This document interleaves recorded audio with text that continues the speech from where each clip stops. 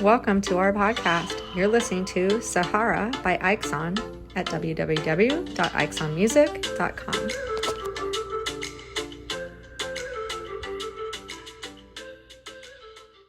Welcome to Why Complain When You Can Whine? Making sense of the senseless, three professional women attempting to make sense of toxic nonsense while drinking wine.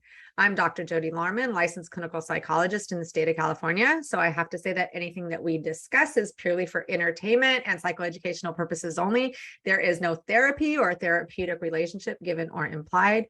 I'm getting so much quicker with saying that without making any mistakes too.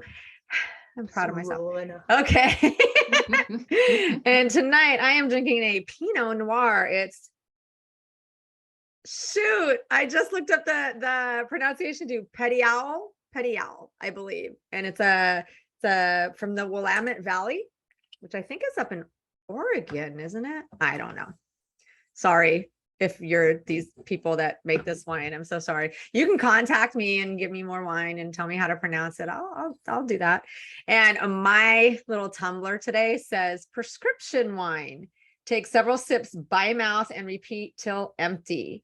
And it's 21 fluid ounces. Pour and enjoy, and refills whenever empty.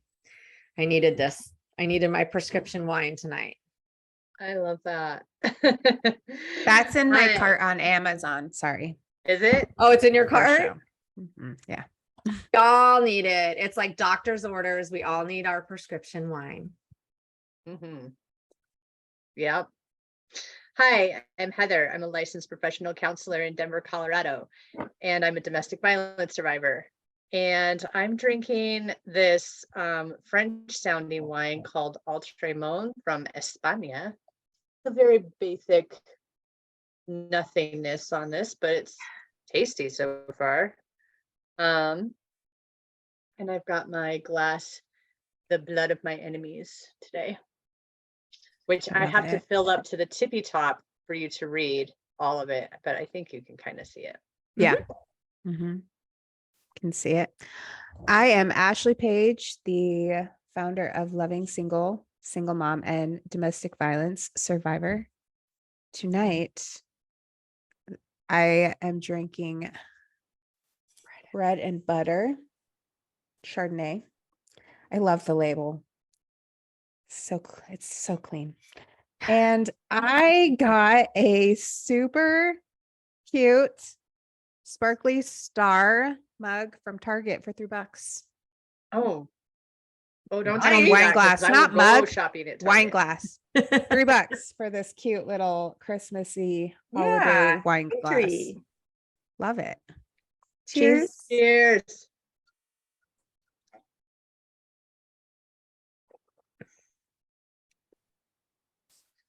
That's good. Yep. I like it. I'm going to drink this again. Delicious. So you're smacking my lips. That's like so tacky. Although I think you're supposed to do this whole Oh, thing. yes. You're supposed to sniff, right? Mhm. Yeah, I do Right. smell mine before And I then drink you it. slurp. You like Yeah. air, And then you and kind of aerate it. swirl it around. Yeah. And then you spit or swallow, depending on your preference. Jody's about to spit it all out. I think now that I think about it, that's what you do with coffee or tea tasting, not with wine. Well, I mean, listen, if it's that bad, I'm not gonna swallow. I'm here for it. Why complain when you can whine, Dr. Jody? Hey. All I heard was the spit and not swallow something. So I was waiting for you to have the alcohol in your mouth before I said it. Watch it. See. I'm just saying, like, if y'all have seen Ratatouille, even he says, yes, if it's not good, I don't swallow. Yeah. Mm-hmm. Drink your pineapple juice. Eat your yogurt. That's hard to say. Yeah, pineapple juice. I'm not even gonna say what I was gonna say. We're starting off on the right foot though. I had You're some going for mimosas already today, so Yeah, Going he for it. started early.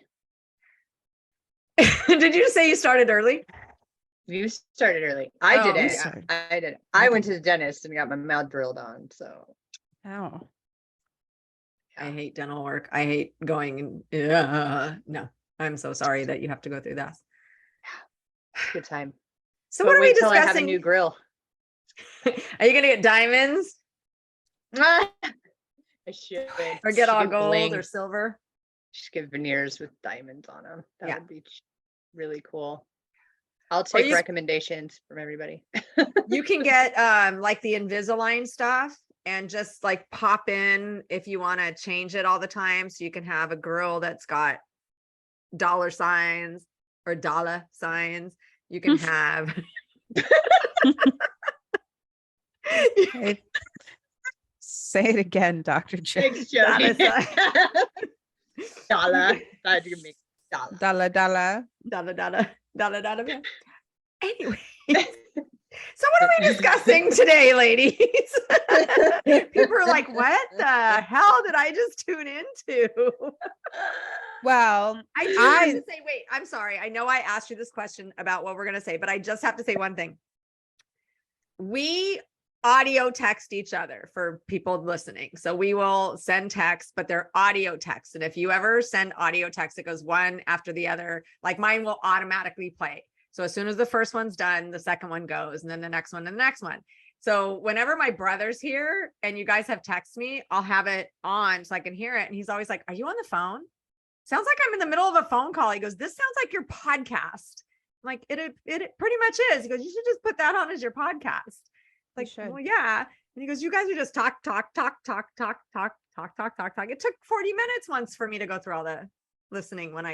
If you step away, you miss a lot. You'll come back to your phone to 80 text messages, no lie. And be No like, lie, I've damn. woken up to 87. Yep. I've Damn, woken up to I'm- something like 30 or 40 sometimes. Yeah. I just have to write at the bottom. Okay, give me 30 minutes. I got to catch up. Yeah. Yep. But that, and he said it twice. He's like, that should be your podcast. That sounds like your podcast right there. Just listening to you guys, your audio text back and forth sounds like your podcast. Well, and to be honest, it's probably better because It's not filtered at because all. it's completely unfiltered. Actually, there's no alcohol involved. And well, yeah, that's true for the most part. And it's always in the moment that Yeah. things are transpiring. This is more of like a recap. Yeah. Our podcast. Yeah. It's a And recap of the week. although it's still raw, I was thinking about this today too, how I understand why things are edited. Obviously, a lot of things need to be edited, but I like the fact that this is just like last week, Ashley or Heather frozen and we didn't edit might it happen out. We just again, keep going. everyone. We just keep going. It's like, you'll catch up. You'll get there. It might And happen again- again, like she said. It might happen again. We might have another night like that. We'll see. We're Oh, we doing already okay had so one far. where Heather was like vampire. She was there and then she was gone. That was terrifying. I was like, should I say something? Is I'm sitting with a psychologist. So if I tell her that Heather disappeared in front of my eyes and she didn't, I know that I might get kicked off the podcast. I was shocked. Had I have not been shocked either, I would have been like, I don't know what you're talking about, Ashley. You should have played it like that. You should have played it like that. Like, let's just make Ashley feel like she's lost her marbles. I wish I would have, but it shocked the shit out of me too, because all of a sudden I was like, wait, wait, did I totally miss something? So yeah, that's the only reason I didn't. But someone asked me what gaslighting was. One of my clients asked me, like, he's like, is this gaslighting? And he was explaining something. And what I should say is gaslighting would be like me telling Ashley, nothing happened. Heather's right there. I didn't see her leave. I didn't see anything. She's still sitting there, Ashley. What are you talking about? Yes. Something wrong with your computer or your brain or the computer in your brain, but she's fine. She's right there. I see her. I'm talking to her right now, as a matter of fact. Take a break. Excellent Ashley. example of gaslighting. Can gaslight our poor Ashley. Oh, well, speaking of toxic behavior, there's been some crazy shit happening this week in the world of TikTok that we've all seen. Fuck. Let's talk about it. Let's make it make sense.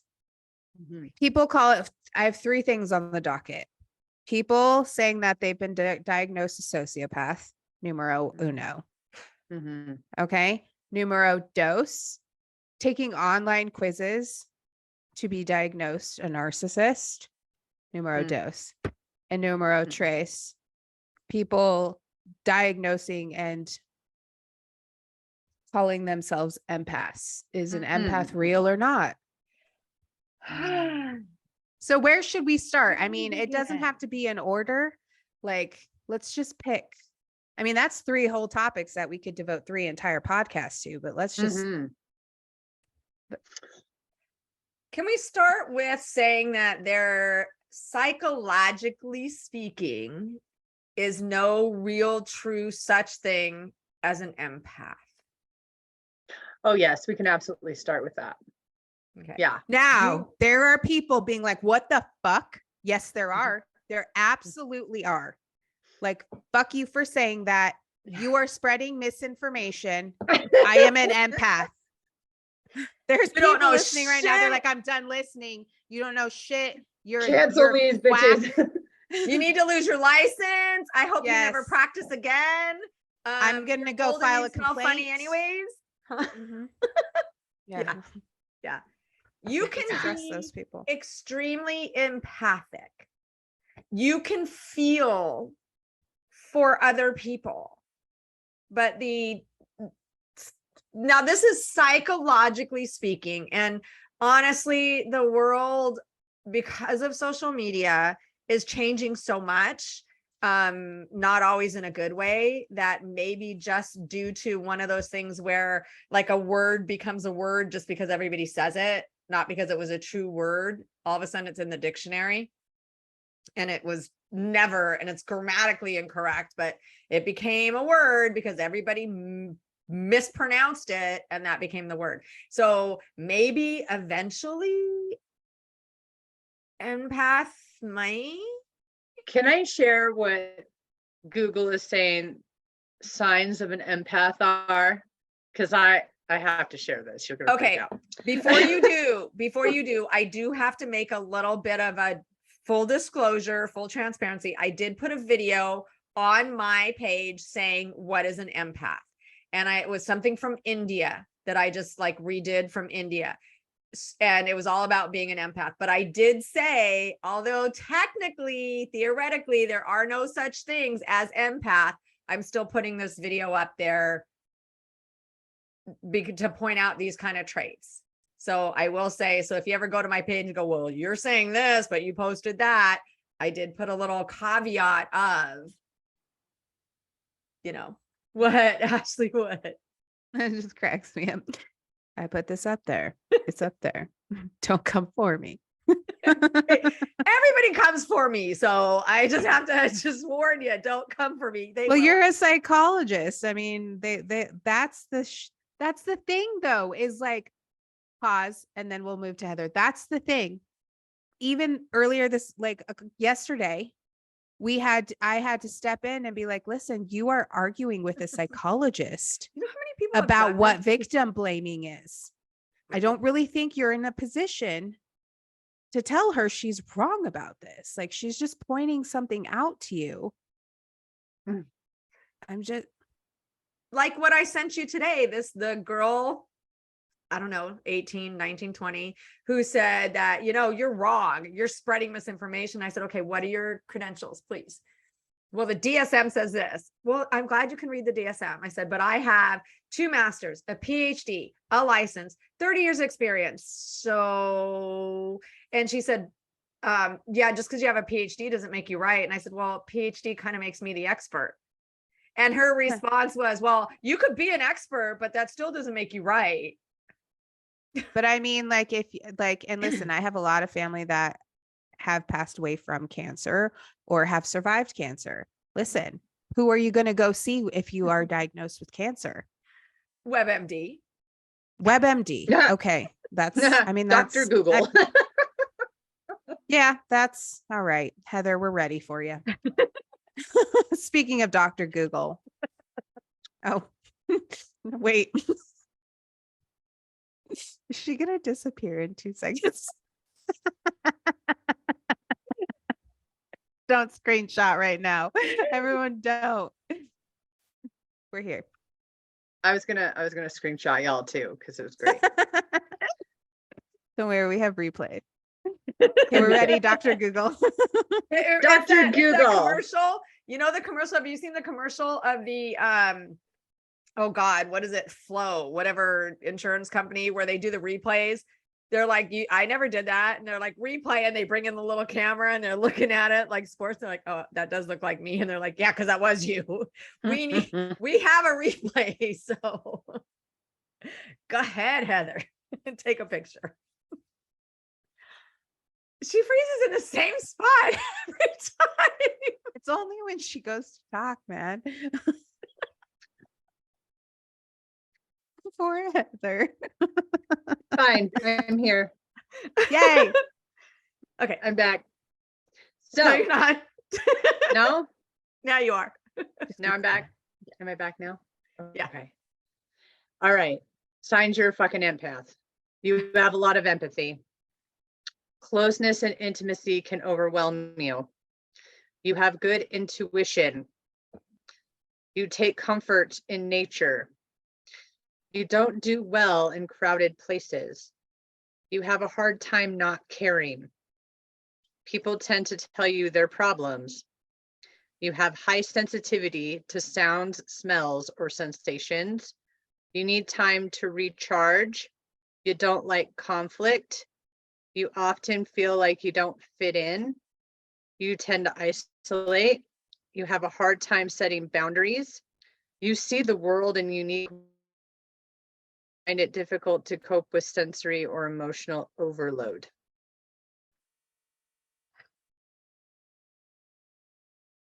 I don't know, but I'm frozen. You finished that sensory overload. That was it. Good. Awesome. Oh. I got them all. That was it.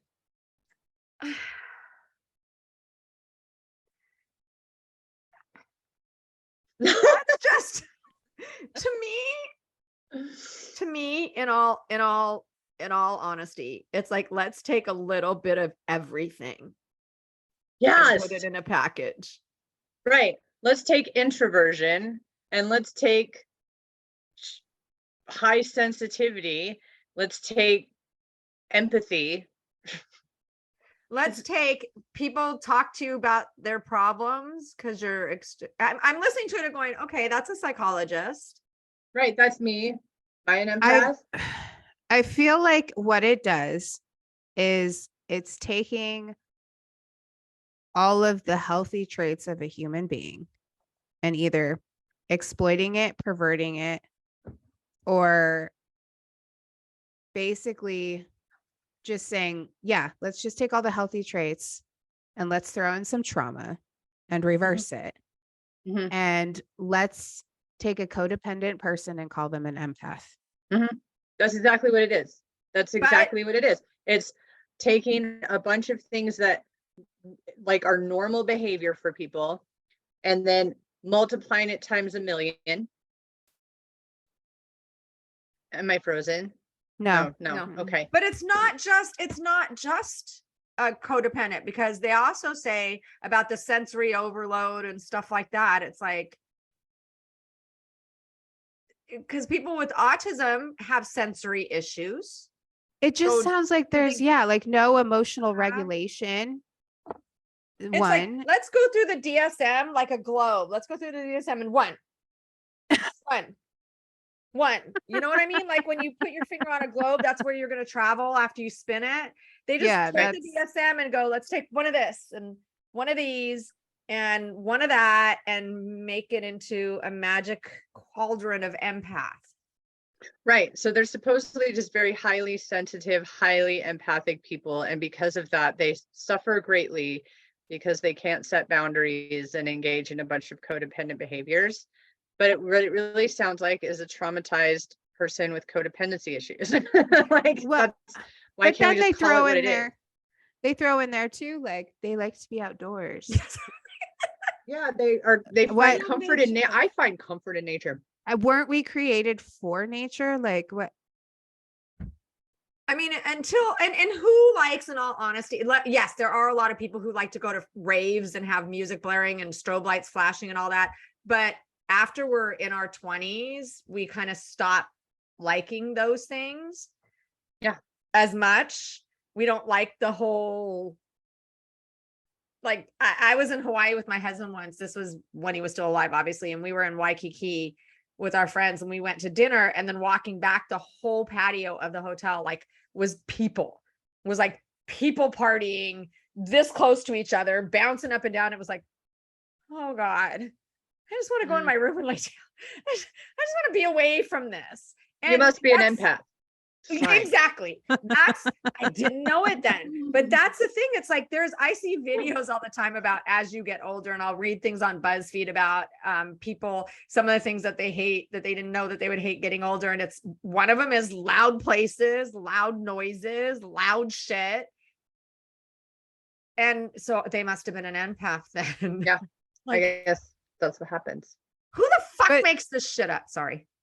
Well, and Absolutely. because I fucking love Heather's like edge to her about it, because I feel like this is something that like this is a soft spot. I mean, I can imagine, but I can imagine as a therapist and a psychologist, because let's clear this up really quickly because people don't know.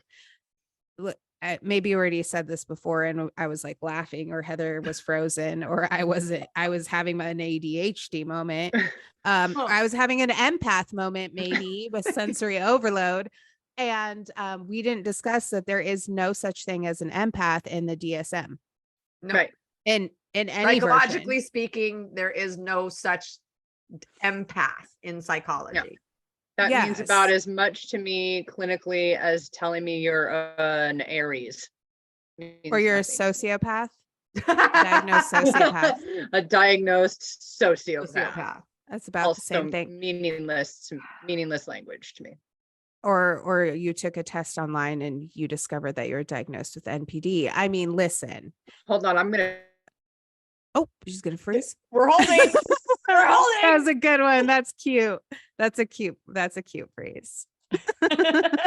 We're holding. We're in the hold.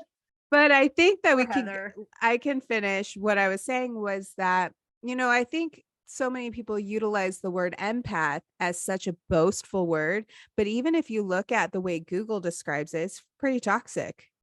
Yeah. Can't set boundaries, unable to keep boundaries, whatever. It's like, I can be extremely empathic and have boundaries. Like, it to me, when I see empath, it's 9 times out of 10, I was with a narcissist because I was an empath. I attract narcissists. Narcissists are attracted to empaths. Narcissists don't give a fuck about empaths. Narcissists don't want to know what they are, don't care what they are. They are not drawn to you like a moth or a mosquito drawn to those lights. So they don't give a fuck. Maybe because you have poor boundaries as an empath. That's for real. But Heather, Right. you and I said it earlier. I think that a lot of people feel so lost and they have such a lack of identity. We both said, I remember when I called myself an empath and I was like, yeah, I'm an empath. Like, and you were like, yeah, me too. Mhm. Like, because I thought made me special and significant. Honest to God. Yeah. Mhm. Yeah. Like I thought, oh, that must be it. That must be, and if that's the worst thing, then I'm okay with it. Like if that's the worst thing that I'm doing, then I'm all right. Like I'll call myself an empath and be like, it kind of put me in this place where I could be like, all right, I'm just like a perpetual victim because it's who I am. Right. And like, then I was looking into it and I was like, all it's doing is telling me that I have a bunch of codependent behaviors that I engaged in as a result of all the trauma that I experienced from this person. And then Let's talk about then, what is the definition of codependence? Because certain mad cow, uses that word. Certain people I use just got that. Heather, did you get That's that? awesome. I was there. um s- throw the word codependency around as well, like it's to blame. You're codependent. Now codependency usually is relationship specific, like it's not person specific. There is a codependent personality disorder, which is something different, but in your relationship you were codependent. You are not codependent in the sense of a codependent personality disorder. In your relationship, you were codependent. You had a codependent relationship. Codependency is enabling the other person to continue their negative behavior. So unlike some people who throw the word around, like you're an empath because you're codependent, or you're codependent because you're empath, you don't fucking know a single thing that you're talking about. You just heard it somewhere in a book or on a video and it sounded really good, and now you're regurgitating it. It's really important to learn what codependency is and the real meaning of it. Because here's the thing, and this is what we were talking about this earlier, because I get seriously angry and people are like, why are you mad? Why are you mad? It's social media. But when it comes to mental health and not using mental health terms and trying to throw around slang or colloquialisms that aren't real or true instead of the real and true things, it's like, I am about destigmatizing mental health, but I'm not about making mental health fun and glamorous and glorifying things by saying, for example, sociopath instead of ASPD, because everybody knows sociopath. Well, everybody knows sociopath because you keep saying it. Say the real and correct term. So codependency means basically one person enables the other person's self-destructive behavior. Mm-hmm. So Yeah. you're an enabler. Yeah. Yeah. Like it really, go ahead. Go ahead, Heather.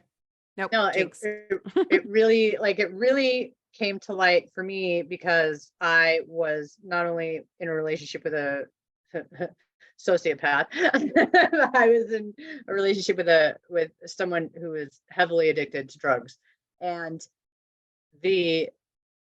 that created the codependent behaviors more than anything, because wanting to like help him and believing that if he would just get sober, all of the abuse would stop and all of the other stuff everything would be okay, kind of created me into like this codependent person who would be like, okay, like I'm going to stick with him because I can help him and then everything will be fine. And then when I would be like, all right, you need to go get help, like, and try to set any kind of boundary, his response would be like, F you and your boundary, I'll just leave, which would terrify me.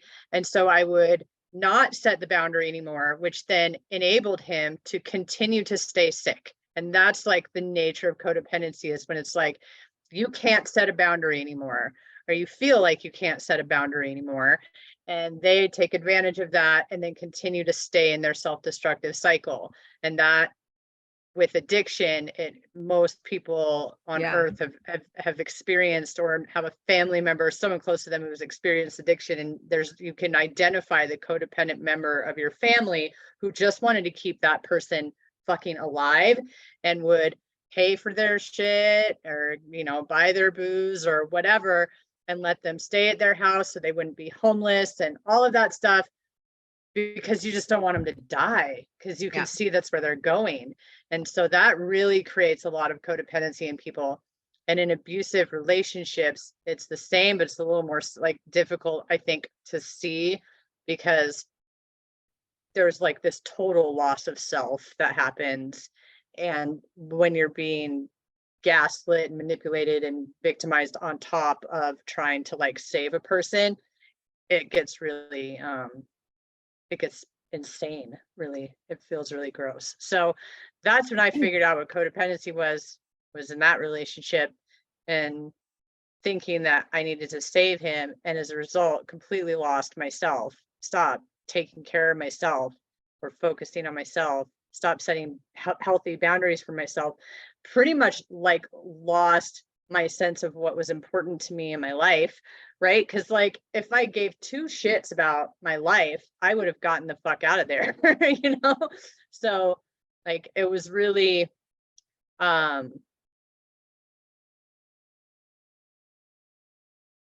yeah, I don't know what else to say about it.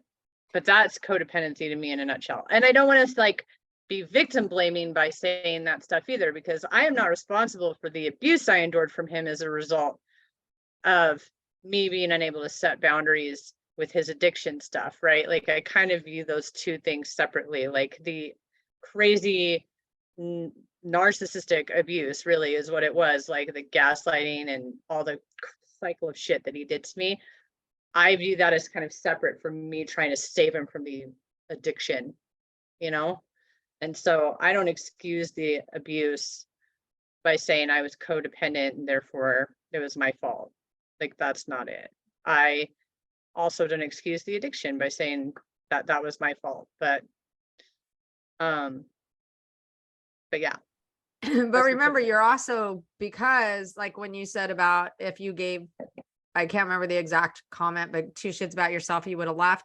It's not that easy. It's not that cut and dry. And that's where people will say, why didn't you leave if you gave two shits about yourself? And that's the thing. It's like, you're being mind fucked. You're being gaslit. It's not that easy. If it was that easy, no one would be in a violent, domestic violent, narcissistic, abusive relationship.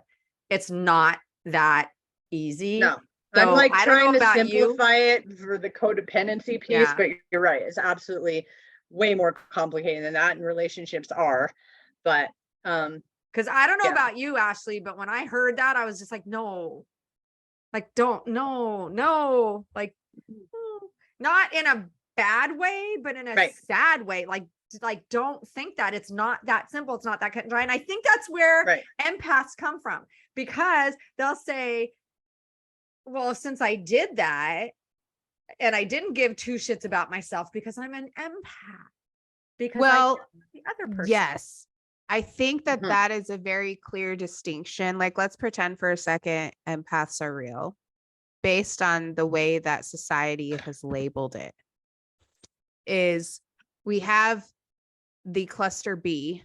I'm not even going to say narcissist. We have the cluster B group that runs from accountability and responsibility. And then you have the quote unquote empaths who someone has, and I've said this in videos before, someone has to take responsibility. And if you're not going to, I will. Like someone has to be to blame. Someone has to be responsible for this. Someone has to clean this up. Someone has to tend to it, because ignoring it's not going to make it go away. Someone has to be at fault. So then let it be me. And like, my mom is extremely codependent. It's disgusting. And listen, I'm Hispanic, and I have seen time and time again in the Latin culture that women, when there is a boy, when a woman has a little boy, this is at least what I've seen in my culture, that the little boy is the king of the mountain, and the mother will do anything and everything, to the point where, this is the way I described it to my mother. I said, she goes, what's codependency?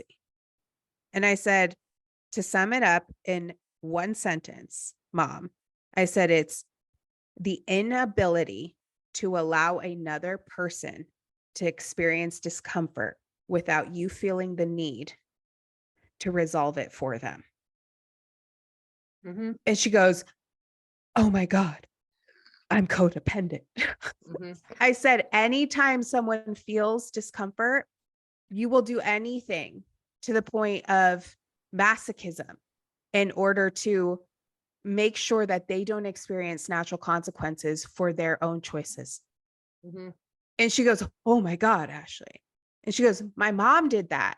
My aunts did that. She goes, that's our culture.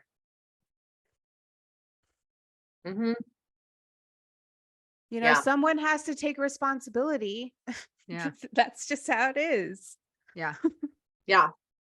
That's, I And- mean, that's what and- I heard. That's what I heard when Heather said that. Someone has to be to blame. Yeah. And that's where, sorry. Of it.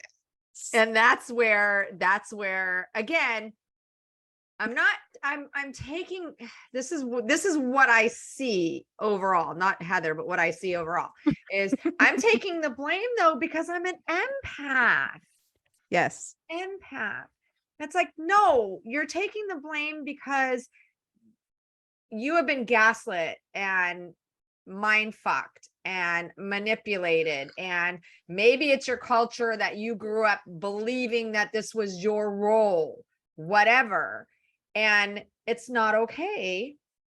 And there's a part of you that knows it's not okay, and so that's how you excuse it, by saying, but I'm an empath, so that's why I did it, instead of saying, fuck, I don't ever want to do that again. No, let me change that. Let me not do that again. Let me learn what I did and not do it again, or learn how to not do it again, rather than saying, but I'm an empath.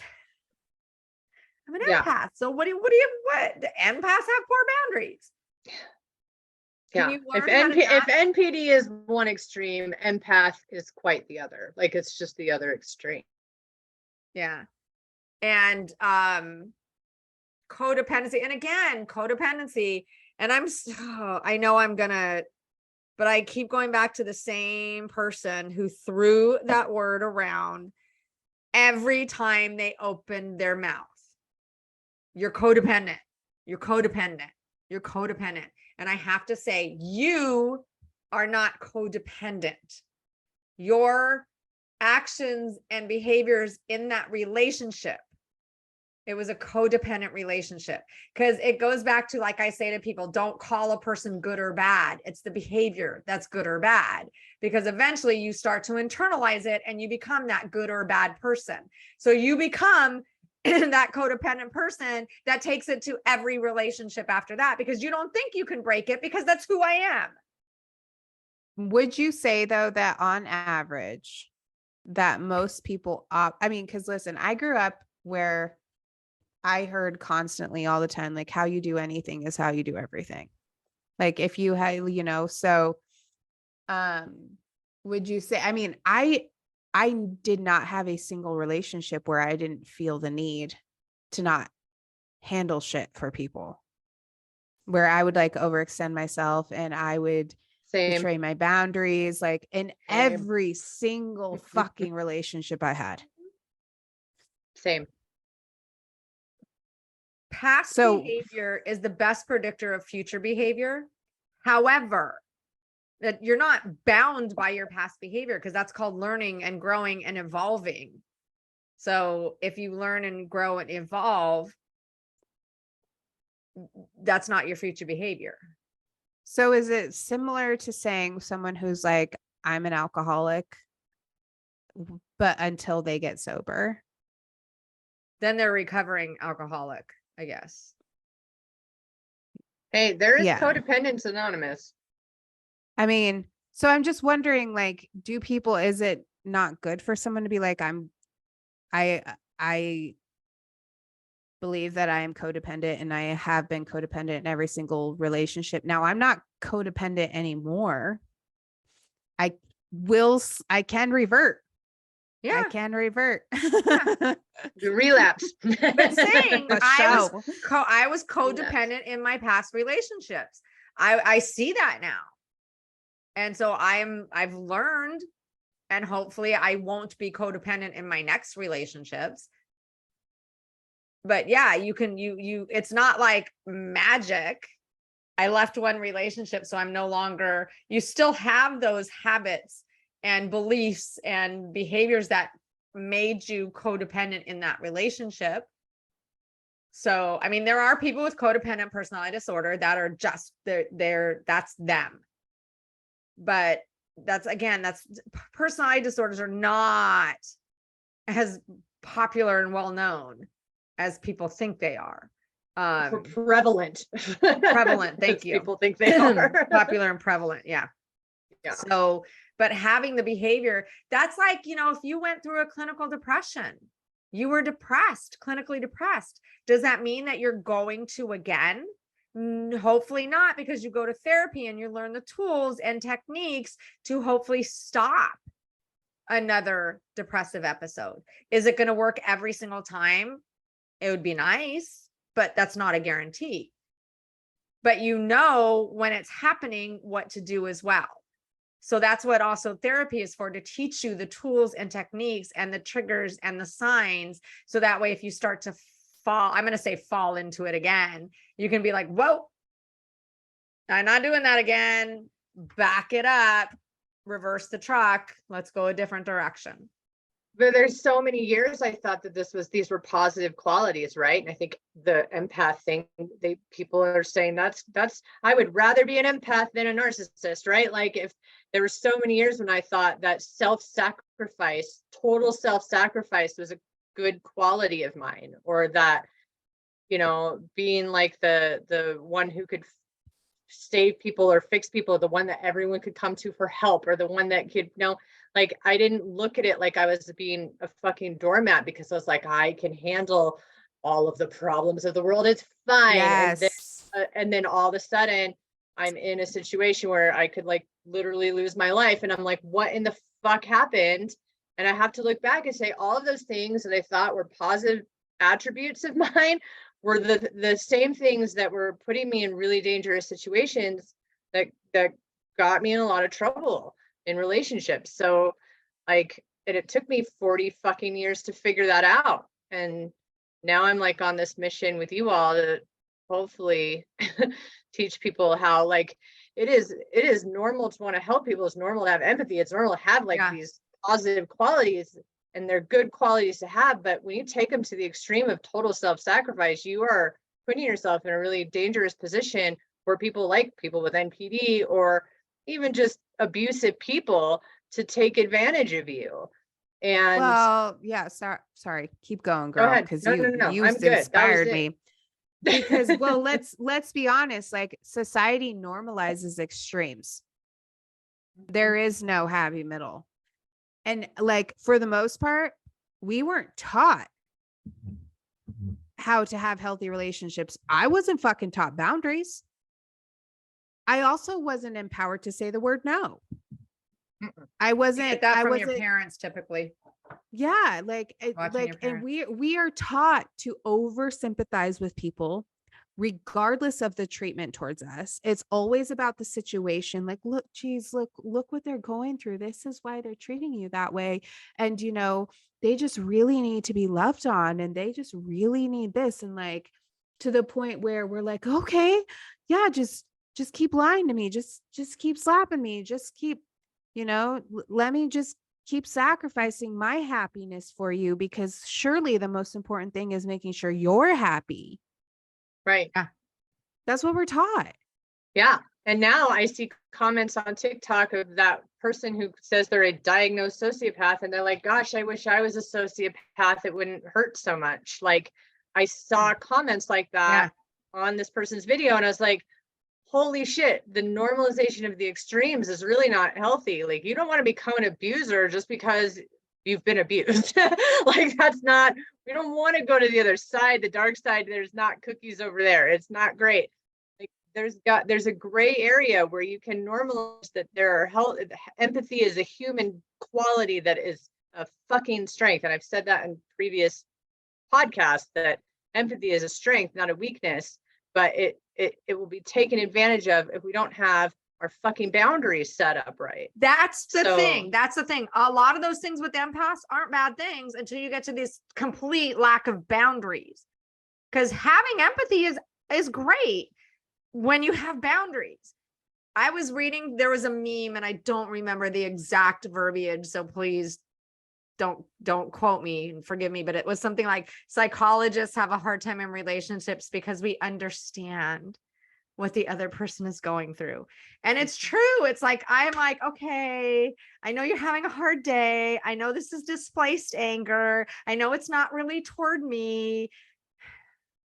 No, it's not okay regardless anyways. But when you try to understand and empathize, you could still do that with boundaries though.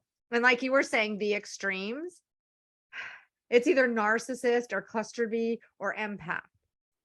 It's like, Yeah.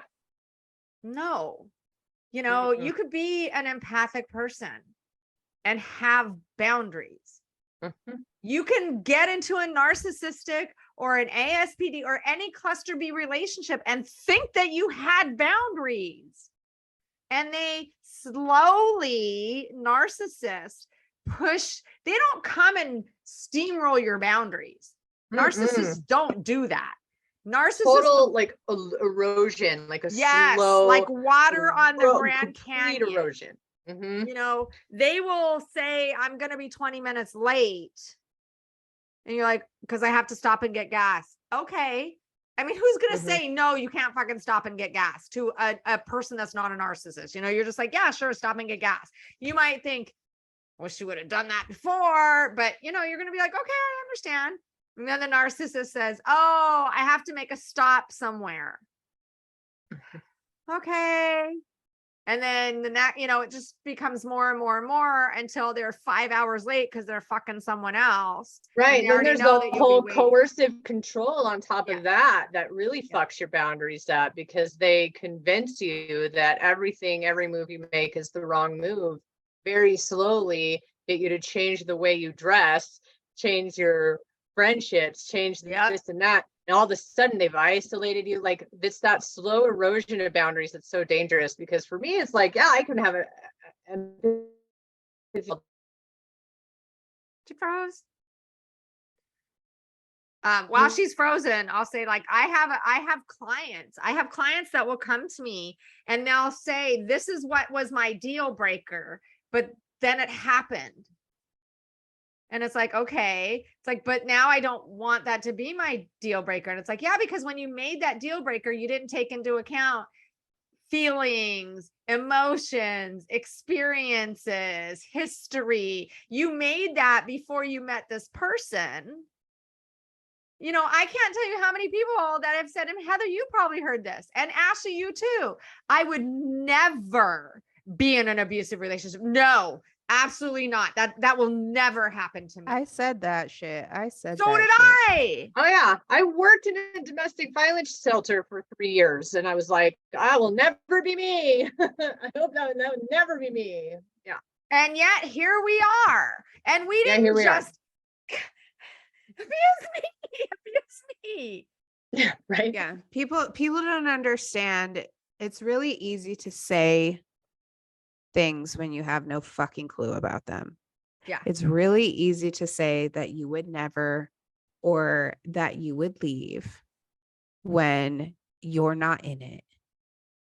It's really easy to say that, you know, it's really easy to look at a Rubik's cube if you've never done one and say, that's fucking easy. What's wrong with you, you moron? Yep. If you've never done it, you know, Yeah. they don't understand that the slow erosion of the betraying of the boundaries, that it's mixed in with these, it's peppered with all of these really amazing memories, or these, like, this laughter and this joy and this fun and these glimpses of a really beautiful future together. They don't understand. It's not like it's 24/7 abuse.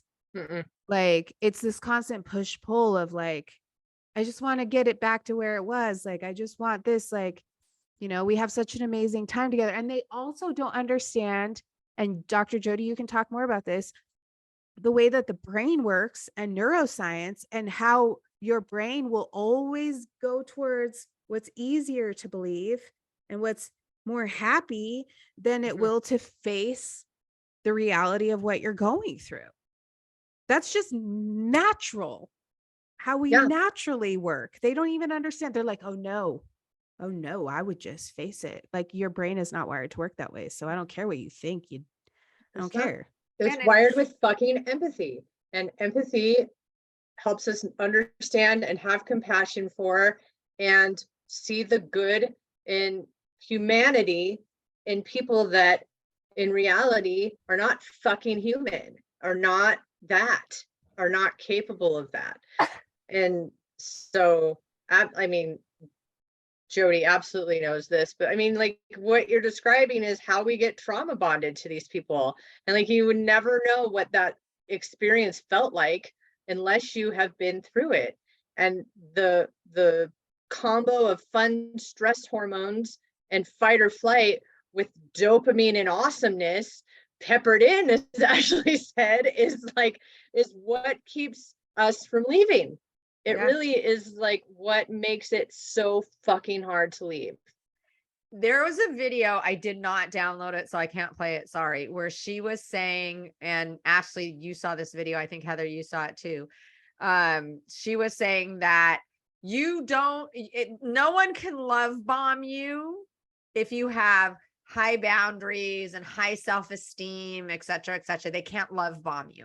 You're immune to it, basically.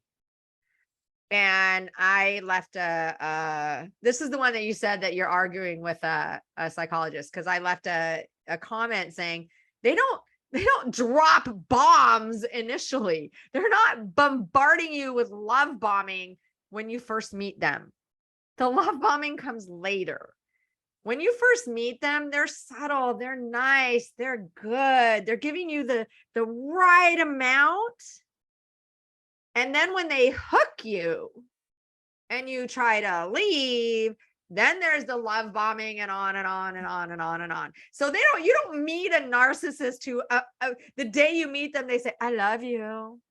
There are people that do that. That does not make them a narcissist. But there are people that will be like, oh my God, I want to spend the rest of my life with you. And it's like, okay, that's a red flag for 99% of people. So narcissists aren't going to do that. They may say, wow, I've been looking for someone like you for a long time. That's not necessarily going to be a red flag because you've been looking for someone like them for a long time. So they know the right fucking things to say. And the love bombing does not happen till later. Well, and just to deviate really quickly, I heard her point and I understood her message, but she was not correct in the way that she laid the video out, because anyone can be love bombed, and narcissists aren't the only ones who love bomb. Listen, when I get fucking excited to meet, I'm pretty sure I love bombed the two of you when we first became friends. Like, cause I was just like, yes, friends. And she's a psychologist and she's a therapist and I fucking love this. And I don't have any certificates or degrees. And like, I don't want them to leave me or think that I'm lost up here, like, so she used words out of context, because the reality is that normal people love bomb when we're excited to meet people. It's at least in my opinion, based off what I've experienced, it's the pattern and the order in which the love bombing is done, but it's actually not the love bombing. It's what they do afterwards, which is they love bomb you and then they ask you to betray your boundaries. They love bomb you to get you to drop your everything. Mhm. Yes. And that's where the difference is between someone who has processed through the healing and they're like, no, sorry, not doing that. Not going there with you.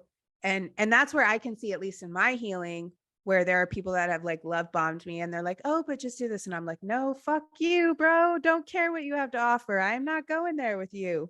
Bye. Because okay, I was married. I'm a widow. My marriage we never split up. We never, I would like to believe we'd still be together if he were still alive. We had a great marriage. So I can't speak on what happens in a healthy relationship outside of my marriage, but then in an unhealthy relationship with my ex. But I think when people have a breakup in a normal relationship, they do, oh my God, I'm sorry. Let's get back together. Can we please work it out? Because I've worked in couples counseling with non-narcissists, and they're kind of not necessarily love bombing, but they're like, I'm so sorry. Oh my God, I shouldn't have done that. Please come back. I miss you. And they genuinely mean it. So there's also the context behind it. So when they work it out and they get back together and it's all good. A narcissist is, oh my God, don't leave. I love you. Come back. I'm so sorry. Oh, you're back. Fuck you. The difference is the level of accountability that these people take, right? Like they come back, like the narcissist will come back taking pseudo accountability and make all these blanket statement apologies and pretend that they actually give two fucks about you and kind of say the right things. But in couples counseling relationships with non-narcissists, the people will come in and actually take accountability for the fucking behavior that they engaged in that caused the relationship harm. And that's the difference. And that's what to really look for, is because I got fooled so many times by my ex coming back and taking pseudo accountability for behavior and fake ass apologies and fake ass empathy, thinking that he could fake empathy, because this is a motherfucker who has been in treatment programs and a lot of fucking therapy and boot camp in his life. And they have forced it upon him. And he has learned through that what to say to that people want to hear, that a therapist would want to hear, that anyone would want to hear.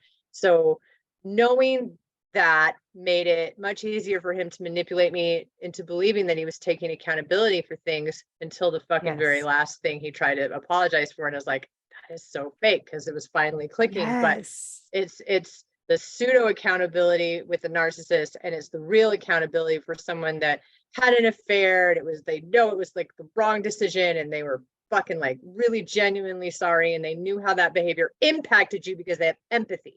Here's the thing with pseudo accountability though. And Ashley, I think you want to say something, but here's the thing with pseudo accountability is initially it sounds good because it's like the first, second, third time you've heard it. But after a while, and I did a video about how pathetically predictable they are. When you start listening, it's the same fucking fake apology over and over. They may change the word a little bit, like a Mad Lib. They just stick a new word in there. But again, the first, second, or third time, it sounds really good, like a real genuine apology. But then you kind of go, wait a minute.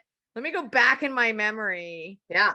It sounds good really because we do want to hear it. Like we want that fucking apology so badly that a lot of times we'll just accept it without questioning whether or not it's real, right? Like we got an apology. That's all we wanted, was for you to acknowledge and say you're sorry, but it's fake. It's fake when it's abusive people. And I think you wanted to say something, Ashley, because you look like you were getting ready to. I'm sorry. Well, it was just, the reality of people talking about things they know nothing about, because listen, they're doing all of the right things without the authenticity. And so it's very much like,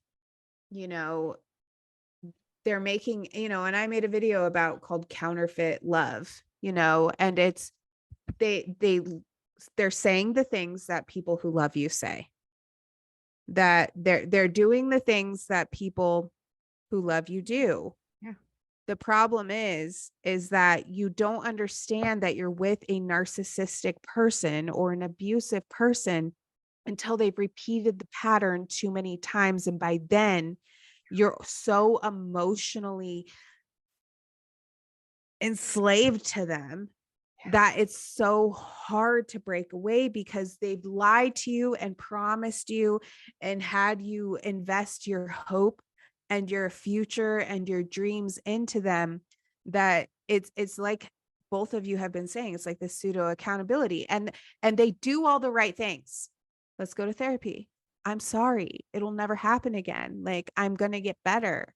And then you're like, okay, because a healthy person, when they fuck up, they take accountability, they apologize, and then they say they're going to do better, and then they do better. So a narcissist, they do the same thing, but then it's like, oh shit, but I messed up and I'm really trying hard, babe. I'm really trying hard. I'm so sorry. It's not going to happen again. I'm doing all the things. And you're like, okay, I'm going to hang in there with you. We're going to fight. I'm going to go to therapy. Together. I'm going to go to therapy. Get sober. But I'll never get an appointment. I'll never make an appointment. I'm going to go to therapy, but I'm never going to make an appointment. Yeah, but I'm going to keep telling you that I'm going to go. And that's what, like, I heard the best definition of it was, a pattern of manipulation is Mm. abuse. And apologies, what was it? Apologies without changed behavior is manipulation. A Yep. pattern of manipulation is abuse. Yep. And I was like, fuck, like if you just want to break it down in one sentence.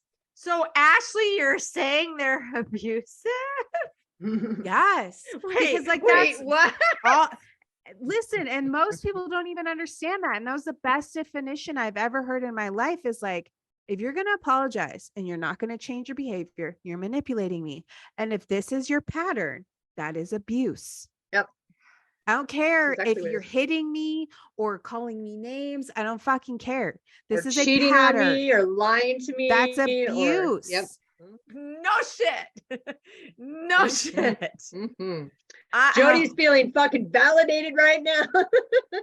It is abuse. Narcissists, all NPDs are abusive.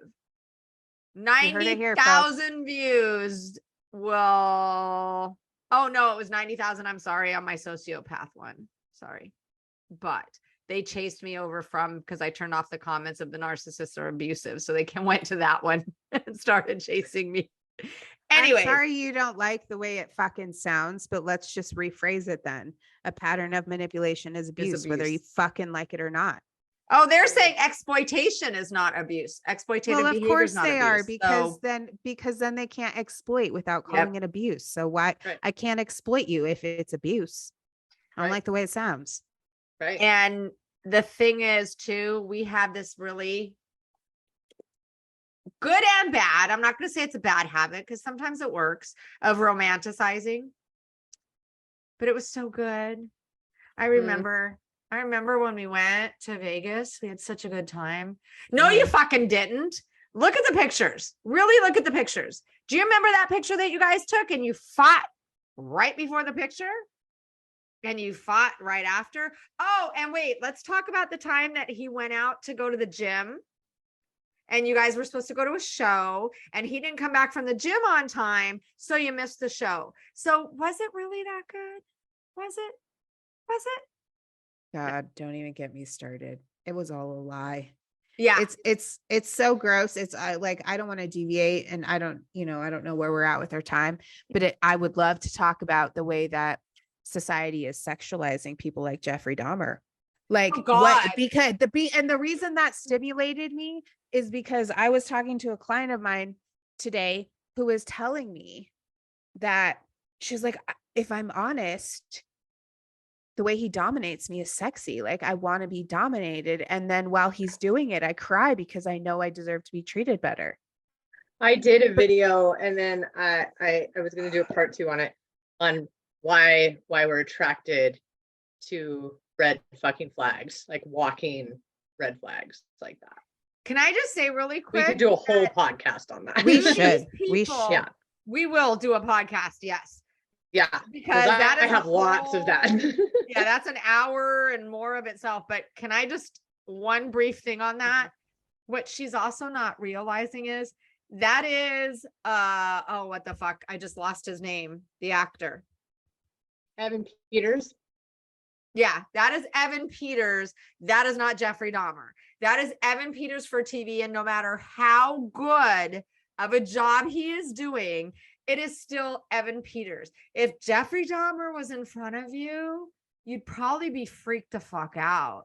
Not, I mean, I heard some scary shit Yeah. that like I saw. Oh, that was the video. Okay. That was the video I was going to send to you. Was I saw it was a radio show host with this man and this woman. It's like the #1 radio show in Australia. And they called this woman called in and they were talking about the Jeffrey Dahmer show, which we have to do a whole podcast on this, but she was talking about how she watched one of the scenes where it was horrible and she was sexually aroused afterwards. yeah, that's gonna be a whole other podcast. But we should really talk about it because I think that goes into like when we're talking about like when people are sitting there like, what the fuck is wrong with me? Why am I attracted to this? Why? But understanding too that they do this shit on purpose. My ex I don't know what it was. He was so fucking sexy. And like, it wasn't while he was being abusive towards me, but there was something so enticing and alluring. Like it was like a moth to a flame. That's what it is. Part of What it, the hell? part of it, I think is, look at, what is it? Grease.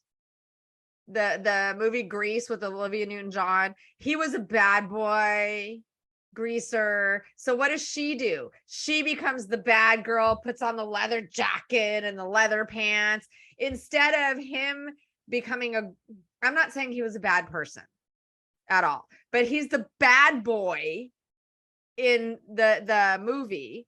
So people are attracted to the bad boys in movies are sexy. Usually the villains are also somewhat sexy. So yeah, you see a bad boy, especially in the movies, you're like, oh man, I want that. And then you get someone who's got that whole, what is it, je ne sais quoi? Big word there. And it's like, and then they are bad boys in the way they behave. And then it's like, fuck. But in the movies, they're not bad. Why are you? You're only supposed to look that way, not act that way.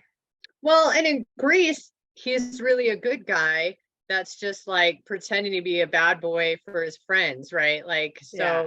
But like, still, she changes for him. She Right. changes for him. Right.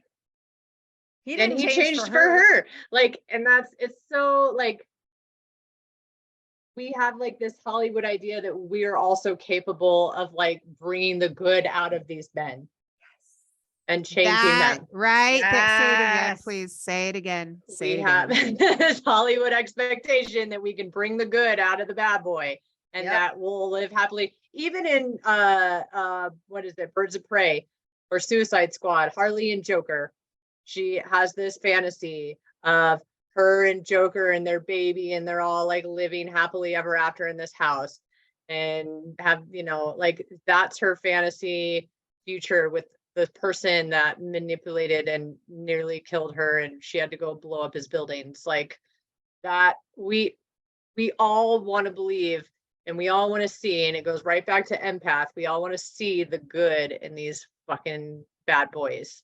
So, and then with the adrenaline rush and norepinephrine and dopamine that comes with the risk taking of being with the bad boy, combined with the possibility that they are good and can bond with us like fucking normal humans, makes us more attracted to them.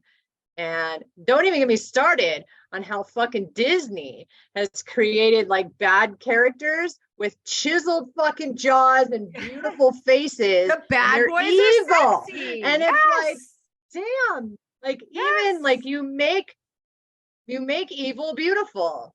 Yep.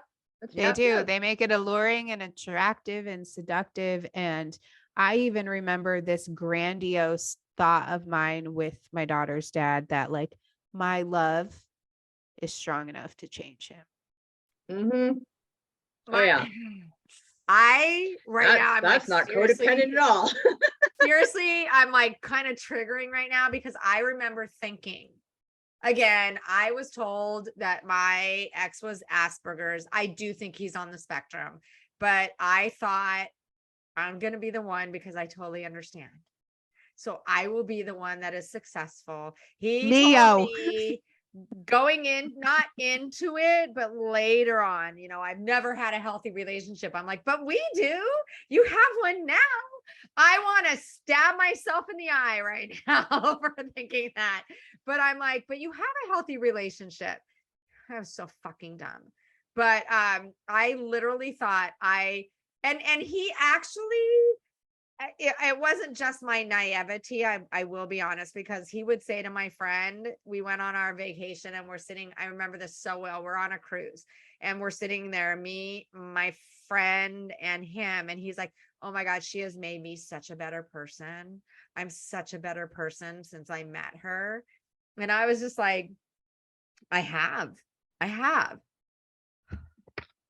Just shoot me now. Just shoot me now. I hate myself for that. I'm the same way though. like my ex, I thought I've been working with offenders, criminals, worked in the jail with people who had drug addiction and mental health. So with my, addicted sociopath ex, I thought I was, because I had the ability to help these people, that I had the ability to help and cope with his shit too, right? And like he would do the same thing. Look at who, look at who I have. Like I have a therapist at my fingertips. Like and she's like so helpful and amazing, and she's done so much for me, and she's made me a better person. And you're like, you want to believe that you bring out the best in people, because in healthy relationships, you should be bringing out the best in people. Like you're supposed to bring out the best in each other. And unfortunately, I was only bringing out the best in him and not really, and the worst in myself. Well, and the best in him was only an act, because I held up the best in him. Like the moment I left, listen, I left him 7 years ago. That man has not had an apartment in his name or a car in his name. He has not owned anything. He has done nothing but cause chaos and hell. And he can blame it on me. It's all my fault. No, motherfucker, that's your fault. The only time you had that shit is because I held it up. Yep. All my exes were homeless. My ex is a fucking vagabond. Who the hell knows? He goes and he couch surfs, surfs, and he squats. Like I even made a video on what was it called? Heart, like the narc B&B with heart surfing instead of couch surfing, because my ex, all he ever fucking does is take advantage of people and lie to them, because he doesn't want to be responsible for anything, and he thinks that every woman should do it for him. Like no one falls in I didn't love make with anyone him faster. better. I didn't make that man better. I just held him up, and I was drowning while I held him up. Yeah. Right. We were definitely dying. I thought, God, I hate myself right now. I thought when we got engaged, see, it worked. Yeah, I thought he was only married once before too. I was going to be, I think, number 4. Number 4. Yeah, dodge that fucking bullet. But I remember before we got engaged, I said to him, dude, you just want, because this is going to be our episode of the dirty little secrets and fucked up shit our exes did and said and all that. So I'll save the details for that episode, because they're good. They're good. My ex did some what the fuck shit. That should be the title of it. What the fuck? That he did, and I was like, I'm done. And he's like, no, I'm gonna buy you a ring. We're gonna get married. It's gonna be great. We're gonna be together forever. And I'm like, dude, as soon as you give me that ring, as soon as I say yes, I know you're gonna do some stupid shit. He didn't. He waited a few months, and then he did the stupid shit. So it was like, I was half right, but it was like, fuck. Oh my God. I have a lot of pent up fuckness to discuss in a podcast. Where are we at time? Where are we at? We're good. We're there. I think we have about, I don't know when we started recording, to be honest. I think it was 9:05. So I think. You think it was 9:05? Mm-hmm. It's 9:10 right now, or 8:10 right now. It's 9:10. 10:10 here. I'm going backwards. I think we're an hour time difference. I think, and that was the thing. I think that we could do. Because we just covered codependency really and empathy, empaths in this one. All of those topics are topics that could be covered in individual episodes, because they're such in-depth topics. But I think that's something that we should cover too, is, maybe we could do it next episode, is sociopaths and ASPD. That might be, maybe we could combine that one with the Jeffrey Dahmer episode. Yeah. I think that's a great idea. Maybe we could do that one next week, is the Jeffrey Dahmer. Some of the things we have to do is we do have to do an episode talking about each one, how we got here, so that everybody kind of knows why we're doing this, more so than just that we have been in some fucked up narcissist borderline relationships, but kind of give a little bit more background. Y'all are gonna love this. Huh? So they're all gonna love this story. Yeah. they're gonna And love it. then our dirty little secrets. Look, we would love interaction. We're going to be having guests. We're going to be having, we would love your comments, your input, your suggestions, your dirty little secrets, your wine suggestions, all of that. We want interaction. Maybe we'll even, have someone come on from your comments and all of that as a guest one day. But we're going to start adding guests and things like that. But if you have any topics you want us to touch upon, leave them in the comments as well. If you have dirty little secrets you want to have us discuss, put those in the comments as well. If you don't feel comfortable putting in the comments, you can email us at WCWYCW1. Right? Did I get that right? Yeah, we're gonna have to make it easier email for people because that's way too fucking complicated. But yes. Well, it's why complain when you can whine. It's the first initials of why complain when you can whine. WCW.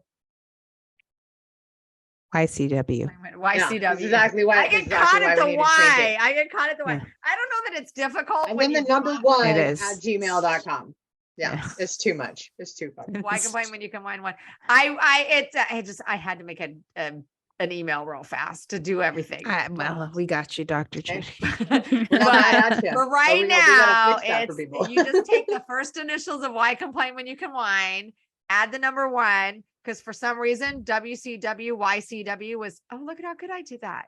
WCWYCW was taken.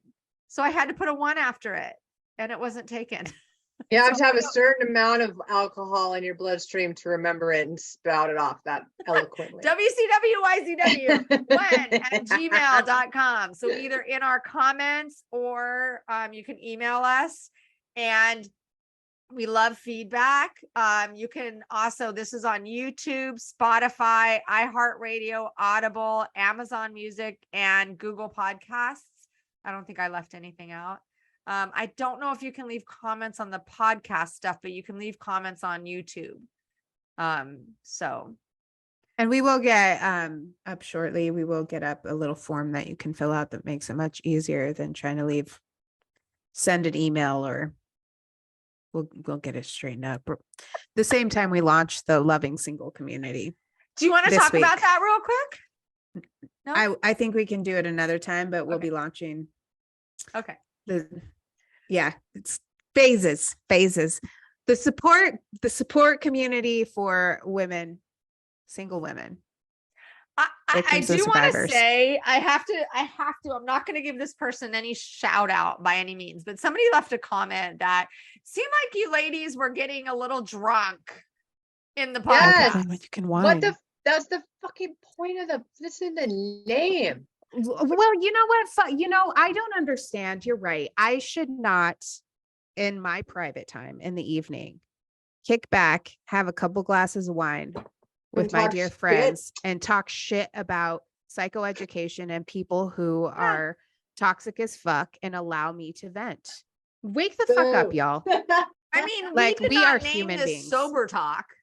We didn't No, name and we it sober didn't say talk. let's educate the world. Let's pretend we're perfect and never Jesus, Lord have mercy. Lord Almighty. That's why you even have a person on here who's not licensed in anything. Fuck. Let me be them. And that's why I state also this is for entertainment and psychoeducational purposes, because it is called Why Complain When You Can Whine? 3 professional women attempting to make sense of toxic nonsense while drinking Wine. wine. It's a pun. It's a pun, you tight wad fucks. I love you. I Why? thought my ass was edgy today. WHINE and WINE all at the same time. We are whining about the toxic shit we see while drinking wine. Right. Chill out. Drink Calm some down. Well, if wine you're with gonna leave a us. Laugh. comment saying we seem like we're getting a little buzzed, Yes, we are. You're right. Good We are. observation. Thank you for sharing. Captain Obvious. Go back to the peanut gallery. we are really, really happy that you chose to watch our podcast or listen to our podcast. Obviously, we love that. Yes. But if you have like a legit question and not just like an observation that we're drinking, because we know, please feel free to ask us a question or suggest a topic that we could drunkenly try to piece together for you. And we will absolutely take that and any other feedback that you have other than that we are drinking. We fucking know we're drinking. Okay, I have an Thank you. idea. Based on these particular comments, I think we need to have yeah, that too. And I also think that we need to have a segment called Trolling the Trolls, where we read their comments out loud and we troll those motherfuckers. Because listen, We're gonna do that, guys. because this ain't yeah. fucking TikTok. This ain't This ain't TikTok. TikTok. We call you. There's no This is our anonymity here. podcast. Oh my God, I want to do that right fucking now. Do it. We're not Do it. doing it now. We have so many episodes in our future. Trolling those the comments are trolls. trolling the trolls. Like those fuckers are like, all they're trying to do is, just go right ahead. Give us content, please. I've got leave a comments. lot. To end this recording now. We love you guys. We love you. We love you. Thank you guys. See you next week. Nah. Hope you enjoyed your wine. Cheers. Cheers.